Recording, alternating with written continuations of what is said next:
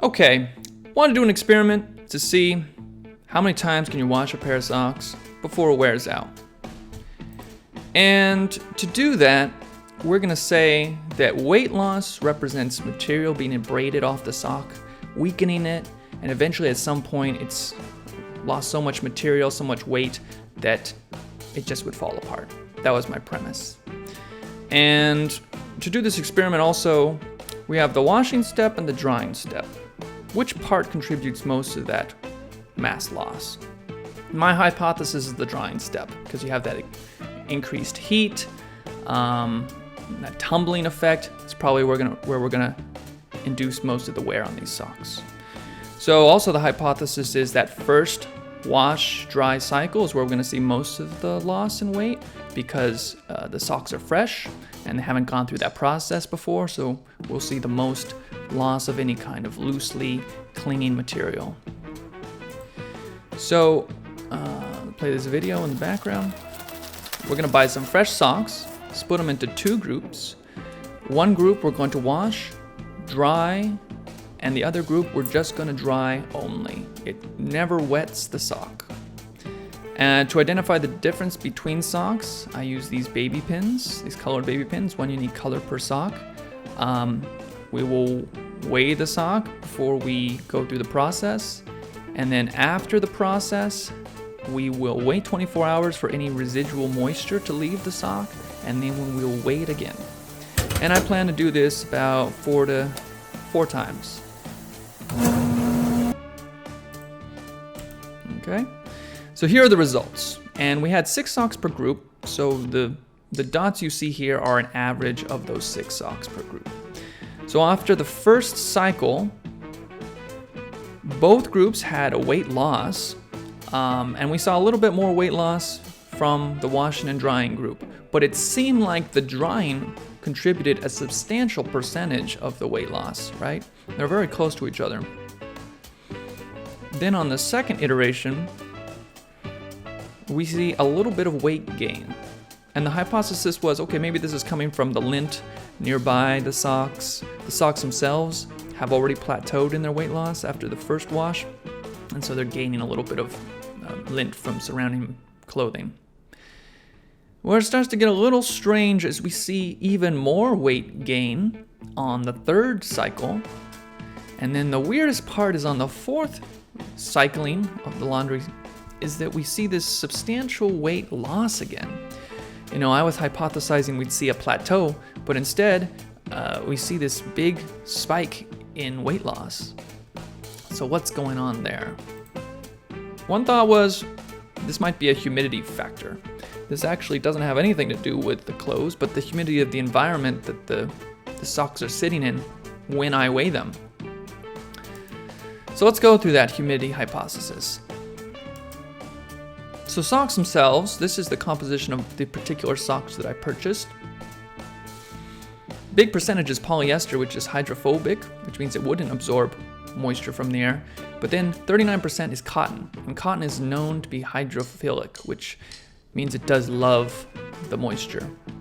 These other materials, there are such low concentrations that I didn't really focus on them, so my impression was they weren't substantially pulling water out of the air. So moisture regain is a measurement where you look at the water weight of a material versus its dry material weight. And the way you typically do that is you take a material, you put it in an autoclave to remove all the moisture, you weigh it, then you wait for the material to come to equilibrium at 65% relative humidity, and then you weigh it again, and any weight gain is from the water, so you have this ratio of the water weight versus the dry material weight. So for cotton, if we just look at cotton only, we'd expect somewhere between 6 to 7.5% moisture regain at 65% relative humidity. So to look at that, I took 2 of the socks from the experiment, put them in this sealed container with calcium chloride. And calcium chloride is a desiccant. And I also have a humidity sensor in there so I could watch the humidity drop over time. So weigh the socks, put them in this sealed container.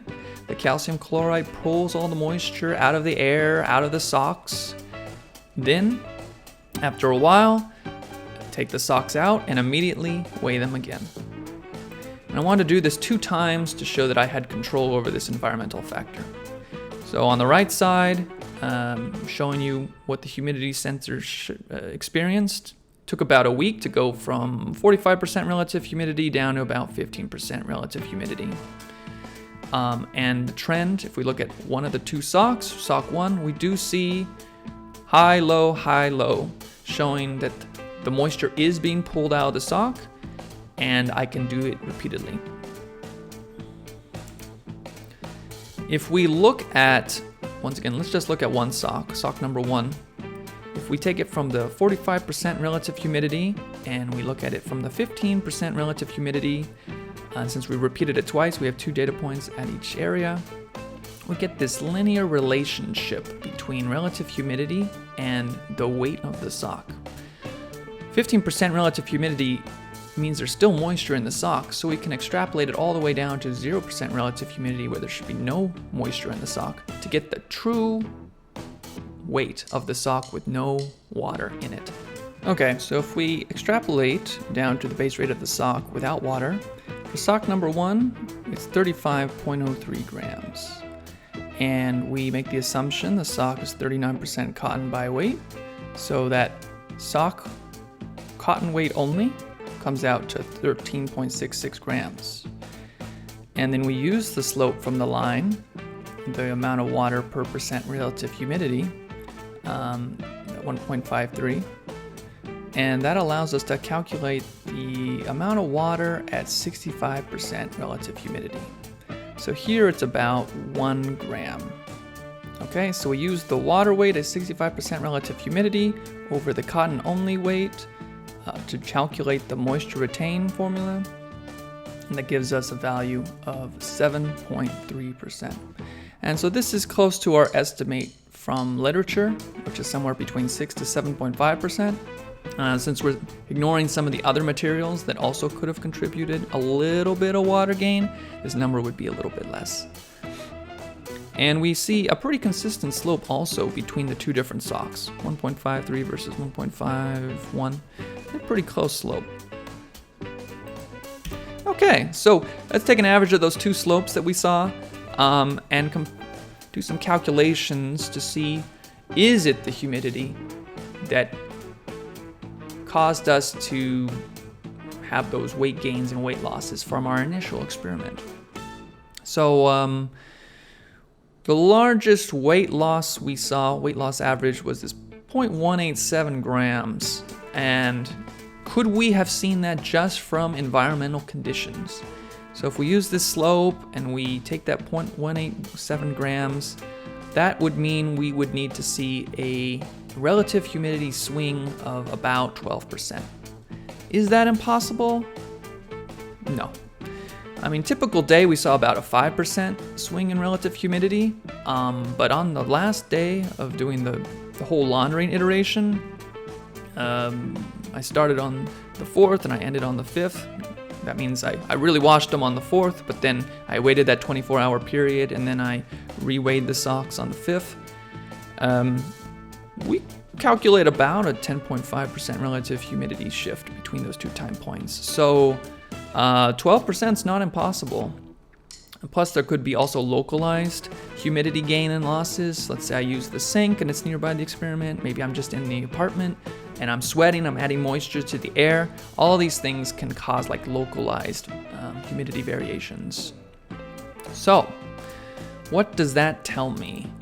That tells me that that initial experiment where I was just looking at weight loss and gain of the socks after washing and drying, I wasn't really looking at any of the experimental factors at all. It was really just the environmental humidity that was causing those shifts in sock weight. So I really don't know if washing a sock contributes a measurable weight loss gain that I can make an assessment on the wear of the sock. So if I want to repeat that experiment, I would need to basically measure the sock at a consistent humidity, maybe using a vacuum chamber, maybe using the desiccant steps that I did this time around. and so I could actually look at the sock weight without moisture. So some fun little extras here. I measured all the different pins, so that way I could subtract them off later from the sock weights. Pretty interesting spread. And I used the scale on the left here, and I used the scale on the right. Scale on the left is where I measured the socks plus pins, and the scale on the right was where I measured the pins only, since it's upper capacity with 20 grams, and the socks weighed about 30 something grams on average. So they maxed out the capacity of the right scale. And to make sure I was getting accurate results each time for these experiments, I used this 10 gram standard before I measured the socks. And it usually was off no more than the readability of the scale. So in the case of this left one, it was off no more than 0.01 grams. And just a fun extra fact, washing my laundry was about 56 minutes average, and then drying, while it depended on the humidity of the clothes, was about 75 minutes each time. So, hope you guys enjoyed that. Maybe I'll repeat this experiment in the future, maybe I won't. We'll see.